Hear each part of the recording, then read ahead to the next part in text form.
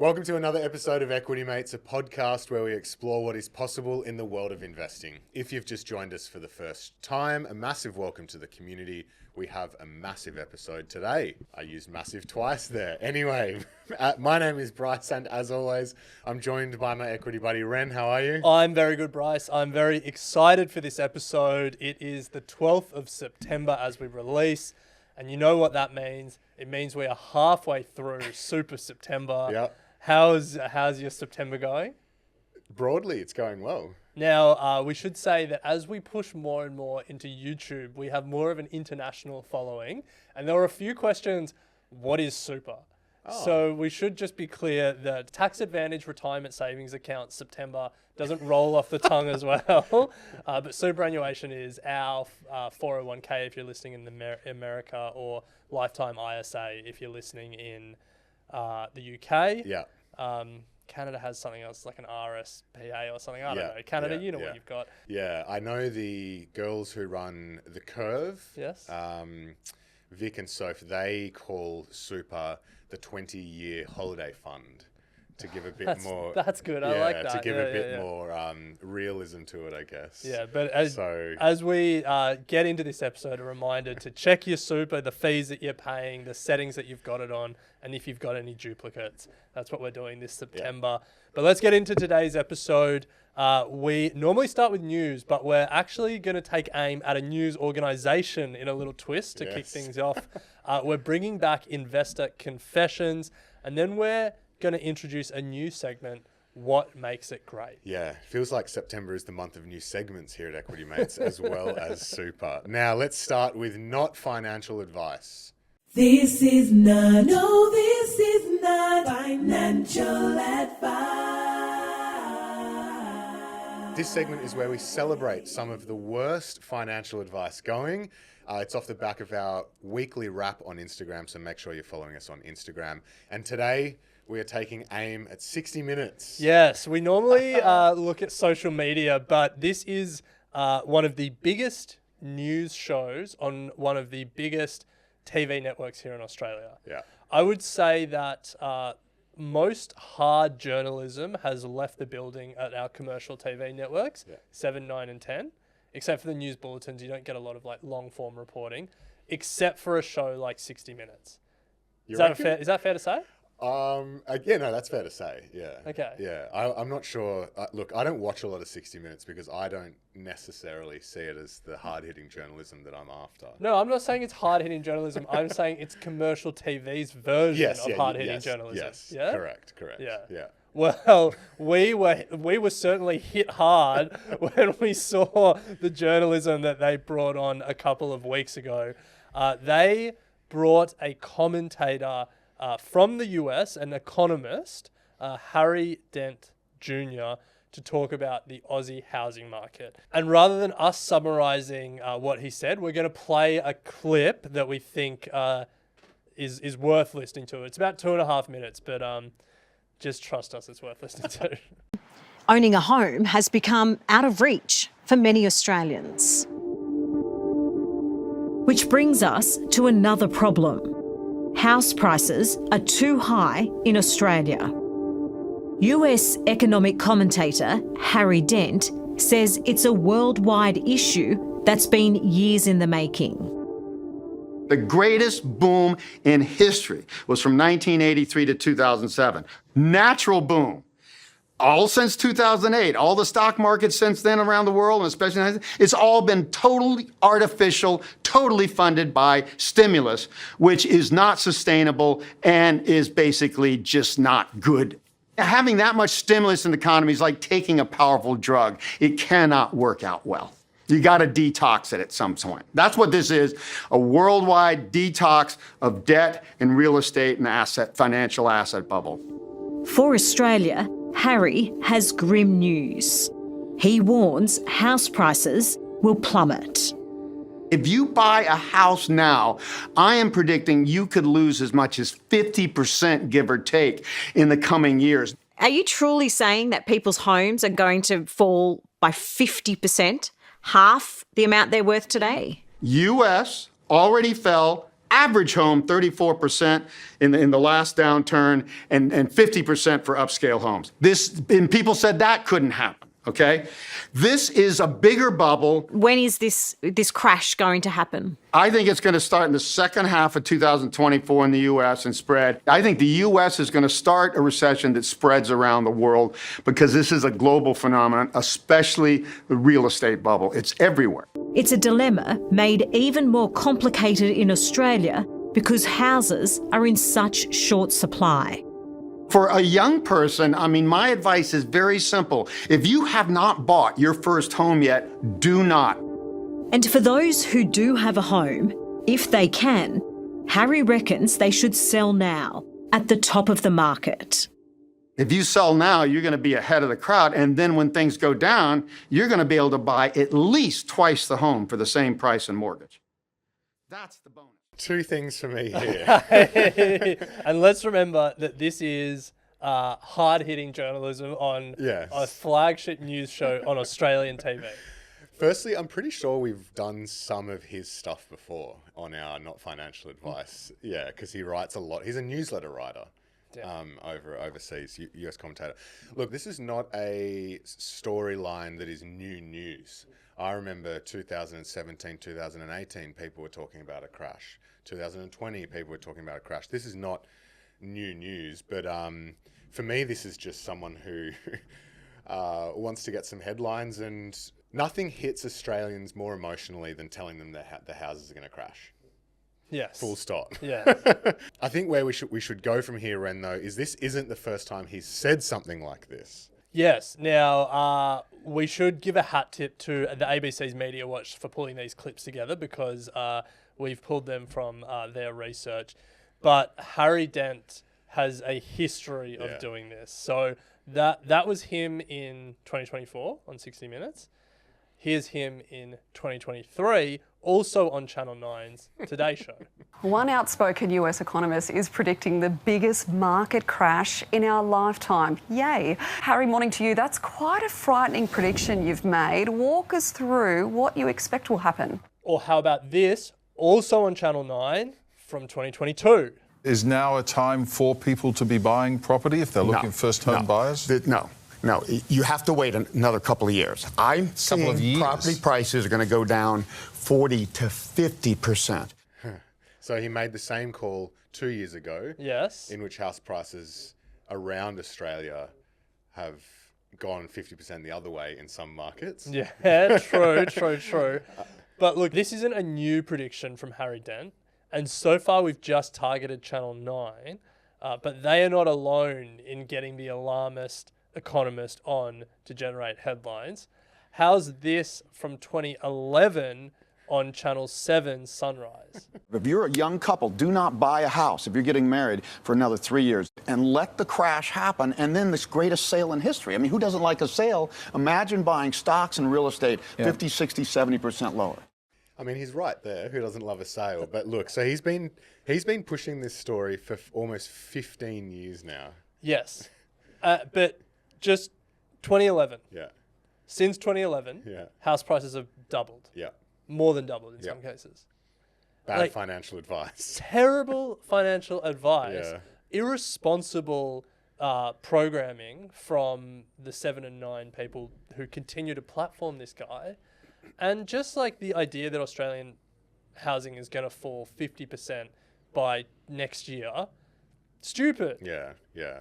Well, I think time and time again, we've had proper experts on the show who have put clear argument as to why supply and demand and many factors are going into a sustained house price growth. It is true that the government has overprinted money and that there's a looming debt crisis at some point. It is true that Australian property is a bubble, but that isn't enough to talk about the structural drivers of house price growth and what is going to change those. Well, the sad thing is, or maybe the unfortunate thing is, there may have been a number of people watching there who unfortunately take advice from Mr. Dent. Is it Dent? Yeah, Yes. Dent. That's just like, imagine if you were a couple that were watching watching Sunrise in 2011 and you didn't buy it because you heard that. Yeah, and then you heard him again in 2022, 2023, and 2024. Yeah, but you just... your savings rate can't keep up with the rate of house price growth over the last 10 years. It's obviously we do this segment to celebrate poor financial advice, but it's also just like, come on, do better. Yeah. Well, no doubt that he'll make an appearance on one of the networks in 2025, at which point I'm sure there also won't have been a crash of 50%. He's going to be right at what's the saying? Broken clock is right twice a day. Broken clock's right twice a day. He may be right at some point to the tune of 50%. Who knows? But yes, buyer beware when listening to people like him. Yes. In the confession booth, everything is anonymous. Off the back of a successful launch of Investor Confessions a few episodes ago, we have more Investor Confessions this time round, Ren. As you said, it's new segment September. We're trying some new things here. And this was one that we had a lot of fun with. We got some confessions from the community. And these can be anonymous. They don't have to be. But the idea is that everyone makes mistakes as an investor. And so much of financial media celebrates people's successes. A lot of financial social media lies about people's successes. But here on Equity Mates, we want to celebrate the mistakes because we all make them. Whether you're a billionaire or just getting started, everyone has things that they can get better on. And this is the safe space where you can make your confession. That's it. We had a number of confessions last segment where our community members stepped into the confession booth. You kicked it off with one of yours. And so this is a safe space for you to do it. Come and join. We have a couple today who have been submitted from the community. So thank you for those that have. Head to equitymates.com/contact. You'll find all the information there to leave a confession. As we said, it is anonymous. And I reckon let's get stuck into it. All right, so we've got a voice note and then we've got a written confession. So let's start with the voice note. Hey Bryce, hey Ren, love the show. Now my community confession starts way back when my investing journey began actually, which was around 4 years ago. And at the same time, I also became vegan. I went vegan 4 years ago and just thought that a lot of plant-based companies were going to be the future. And that's where my investing thesis started. I did my research and opened up a brokerage platform and ended up dipping my toe in the investing world with the company Oatly, thinking that was going to be a winner. Now, at the time of sending this memo, that investment is down 91%. So from there, that single investment totally scared me off from single stock investing again. And I basically haven't opened that brokerage platform again. I opened a brand new account on a new platform, and I've only ever since invested in ETFs.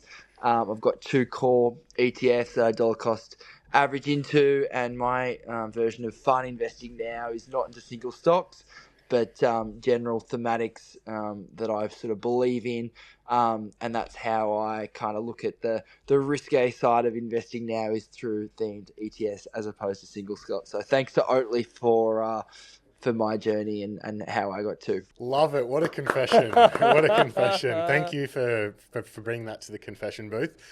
Couple of things for me. Look, love the fact that your investing journey started with investing in what you knew. There's nothing wrong with that. I think that's a great place to start.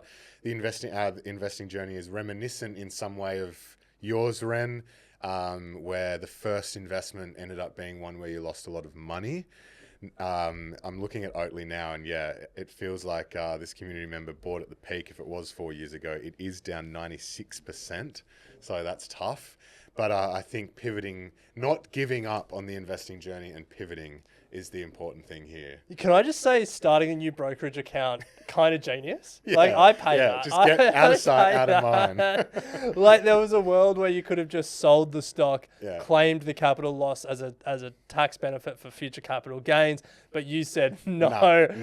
Burn the ships. I'm starting again. I don't mind that. Yeah. Look, the whole vegan thematic really had a moment in like 2021 because it's not just Oatly that's down over 90%. Beyond Meat is also down over 90%. So that's been tough, but I love the fact that one, you stuck with it and you started again, and two, that you were willing to come and confess. Absolutely. Thank you for that. Keep the confessions coming. equitymates.com/contact.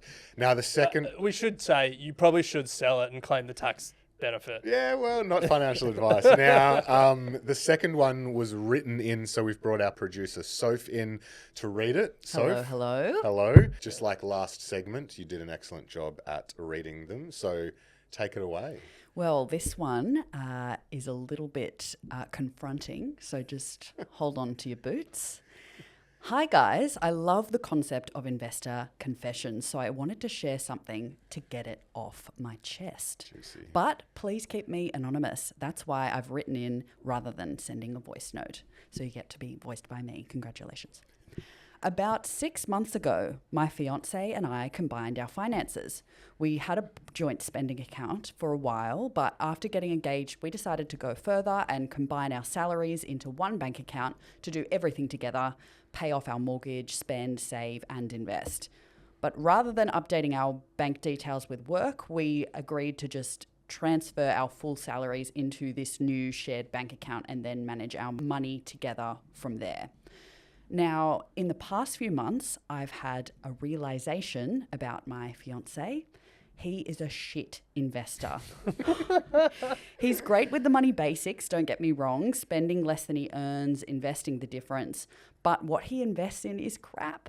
Individual companies he doesn't know anything about, speckies he's heard from his mates or on a podcast. I wonder what podcast that could be.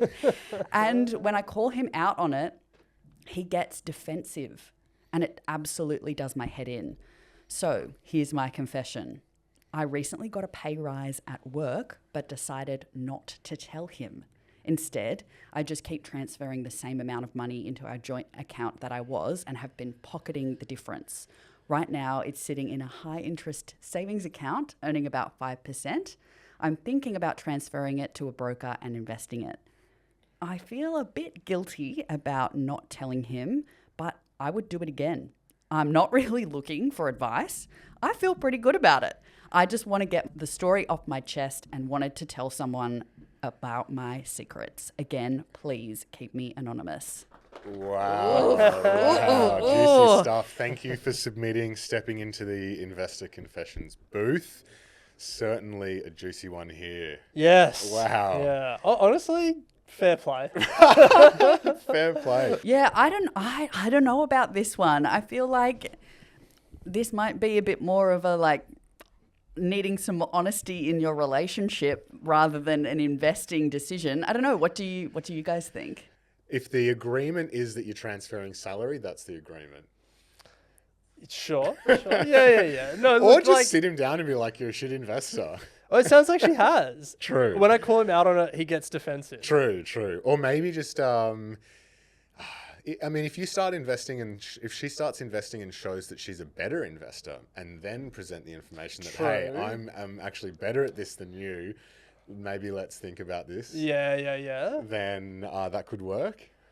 Could work. Yeah. I mean, tough if he's defensive about it. Sounds like they're not looking for advice. It sounds like Yeah. they're pretty He just wants to get it actually, off his her chest, I just want to let you know I'm doing this doing because it's this. kind of Yes. semi-eating me alive. But so fair play. Fair play. I'm just a big believer in everyone having their own pocket of money, even if you're Yep. joint. I don't think anyone should ever go full 100% joint. I think there should each person should have an emergency fund.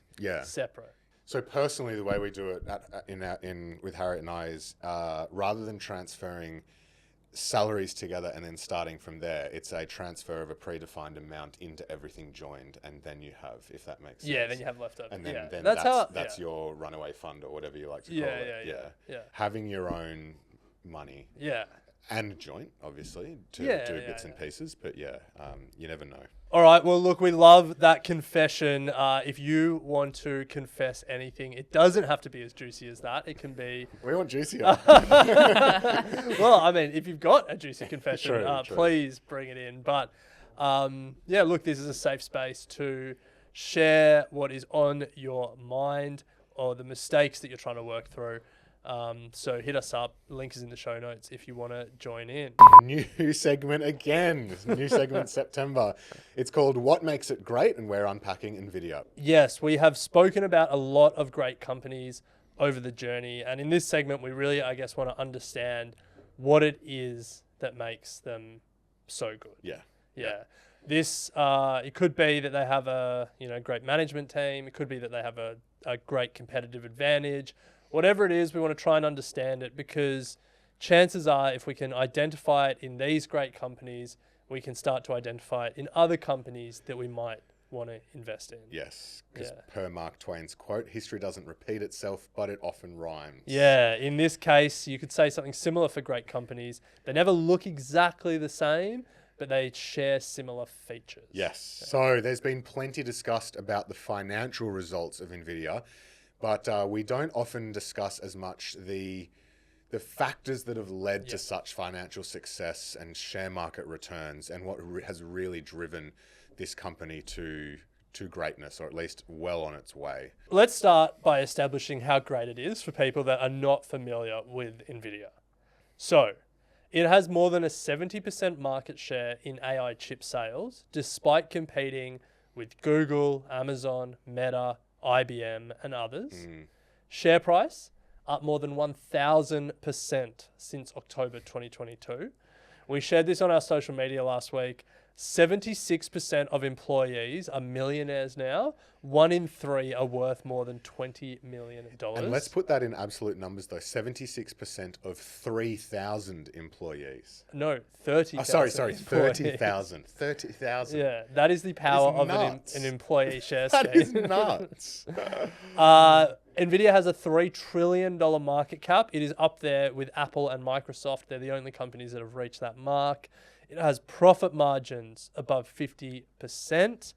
And this was a quote from an analyst that we thought really exemplified just how great Nvidia is. Customers will wait 18 months to buy an Nvidia system rather than buy an available off-the-shelf chip from either a startup or another competitor. That is how dominant it is in this space. Yeah.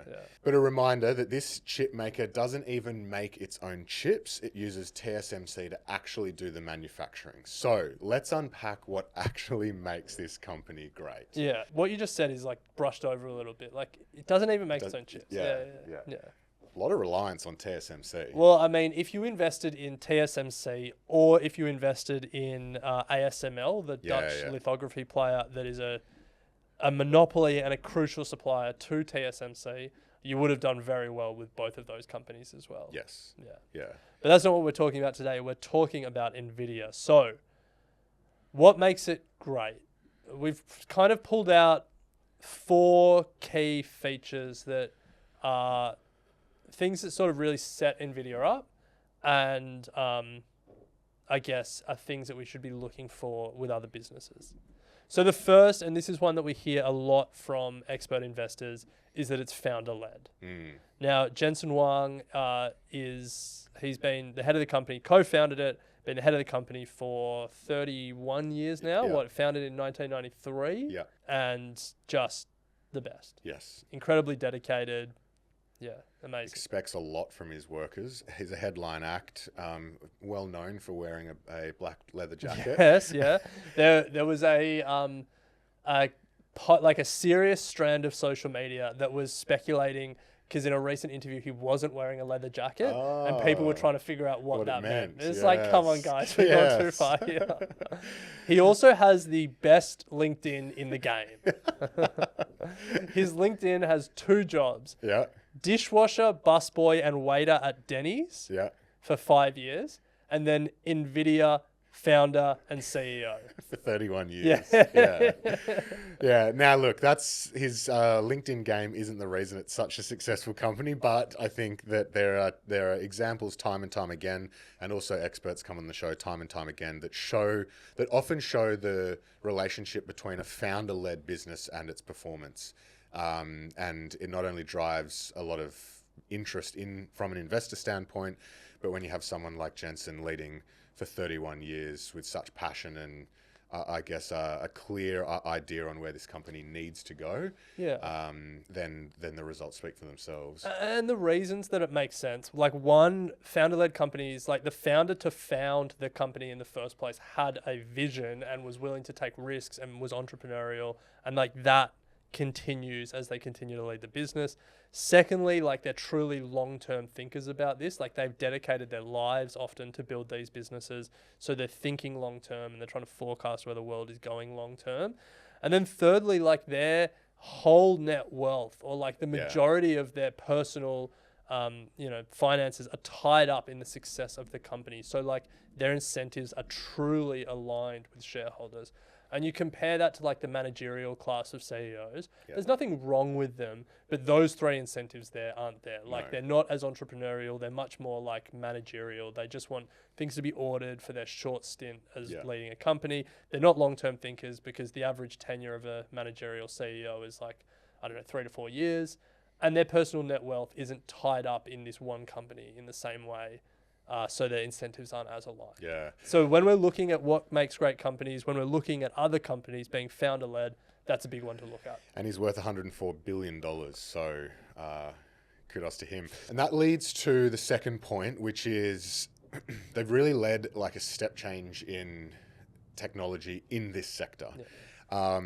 So they're well known for obviously their GPUs and microprocessors. And so while standard microprocessors excel at performing really complex calculations sequentially, Nvidia have been able to develop chips and GPUs that do many tasks all at once. Yeah. And this is where they've really come to the fore.